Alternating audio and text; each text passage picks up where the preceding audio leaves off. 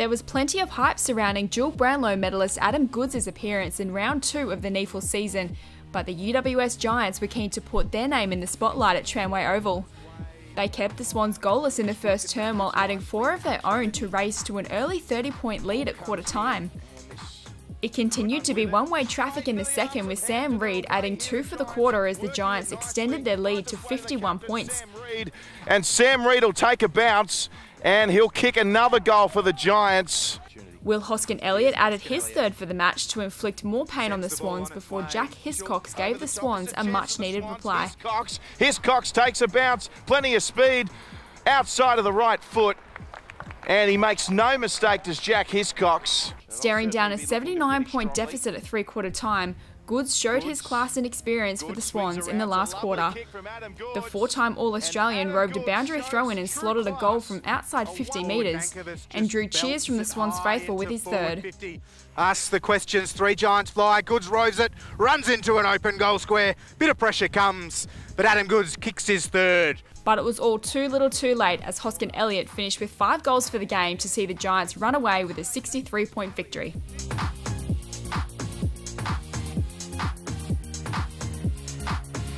Well, we're here with UWS Giants coach Brett Hand. Brett, congratulations on the performance today. Emphatic performance. What impressed you most? Yeah, thanks, Drew. Yeah, really impressed with the way we went about the whole game, actually, or with the exception of the last 15-20 minutes. Just our ability to win the contested footy was fantastic, and when the opposition had the ball, our defensive pressure was really good. Our boys stuck to the game plan and the structures really well, and it was a full-quarter effort from the whole team. There's plenty of standouts today, plenty of quality from a variety of players. Which players in particular have you earmarked for potential AFL debuts this year? Oh, look, we've got a really good cross-section of players. We're impressed with our second years and our third year players, and the group of 6 first years that have come in. They're learning the caper.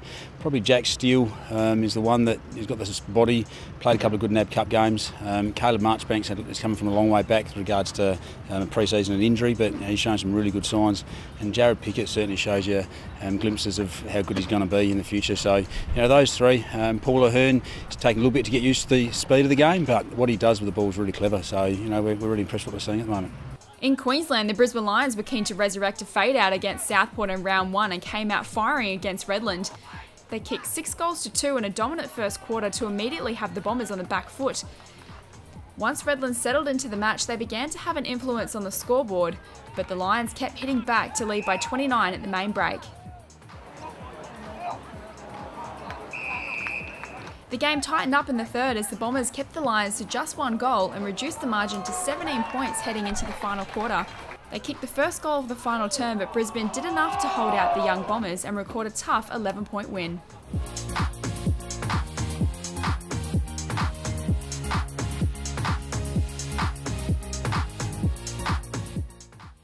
The first of 4 local showdowns in Canberra was a chance for Ainslie and Eastlake to gain valuable confidence in the early parts of the season, and from the outset it was clear the Tricolours meant business.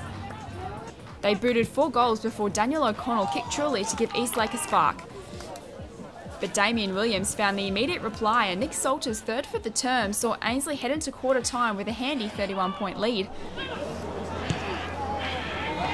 Salter was again in the thick of the action early in the second, and despite the quarter being a more even contest, Ainslie continued to press for a 41-point advantage at the main break.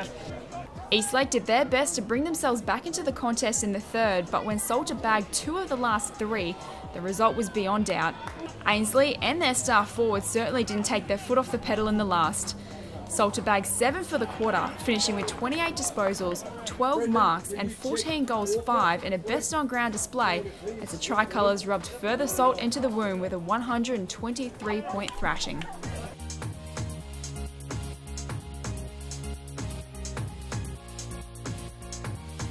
Up in Darwin, NT Thunder hosted Southport at TAO Stadium in their first match of the season after having the bye last week. The Sharks are running high on confidence after a solid round 1 win and had the first goal of the match in the opening minutes. Just squeezes it in, that's a good goal. Thunder responded through Gibson Turner as the 2 sides traded goals in an entertaining first quarter, capped off by a terrific mark and goal from new recruit Sam Talbot. Kick towards the goal scare. Oh, terrific move down there. Sam Talbot with one hand was out of position, fell to the ground, came out like a lizard's tongue. Wade Mills kicked his second to give the Sharks a 2-goal lead at the 10-minute mark of the second, and some magic from Jared Brennan gave his side a further lift. It's occurring, people willing to run to sort of put themselves in a position to get the footy. Here's the rolling ball. This might go all the way. It's going to go all the way. Ewing found a couple of his own as the home side rallied to hit the front by 3 points at half-time. Matthias Liddy there as well. Ewing at the back. Ewing cleans up and kicks the goal. Southport again had the lead early in the third with 3 in a row, but the momentum soon took another shift. Ewing had his fourth from a contested mark, and Cameron Eilert capitalised on a 50-metre penalty to keep hot on the Sharks' heels as they trailed by just 5 points at the last change.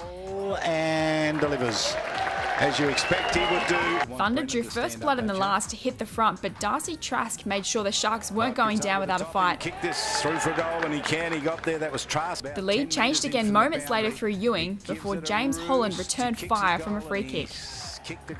Injuries began to take their toll on the Sharks when Jason Burge was helped off the ground and Thunder could sense an opportunity. Ewing took another terrific one-handed mark for his 6th of the night, but Adam McKenzie snatched the lead back for the Sharks to set the match up for a grandstand finish. It sits in the goal square, kick under pressure. I reckon he's run in and kicked the goal. He has. In one last twist, Captain Aaron Motlop produced a terrific snap to put his side in front, and Talbot brought the home crowd to its feet. Knocked away, a kick from out of the pack. A kick from out of the pack. That's a goal. That is a goal. If it wasn't over before, it is now. Former Melbourne Demon Don Barry sealed the result at the 34-minute mark of the final term as Thunder ran out 9-point winners.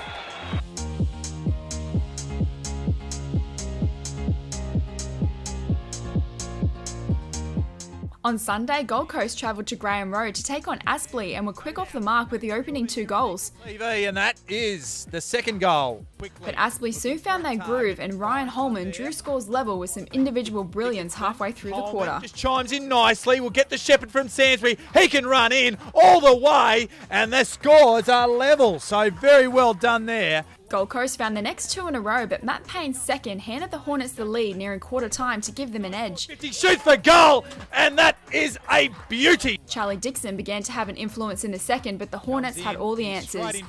James Nellis' first goal of the afternoon kick-started a run of 4 in a row to the home side, and defender Joey Day's terrific snap gave the Hornets a 29-point lead at halftime. Got the fist on it, he fell over before, gets it across to Joey Day, and he snaps a goal, and it's another. When Payne kicked his third for the day at the 5-minute mark of the last, Aspley led by 25 points, but the Suns weren't done with yet. Gold Coast hadn't won a NEAFL game since round 21, 2013, but they gave themselves a hope when Peter Wright held on to a contested grab in the goal square to cut the margin to just 3. Back and he kicks it. But it wasn't to be, as Nellis gave the Hornets some breathing space before Eddie Sansbury sealed a gutsy 14-point win for the Hornets. Payne and Sansbury.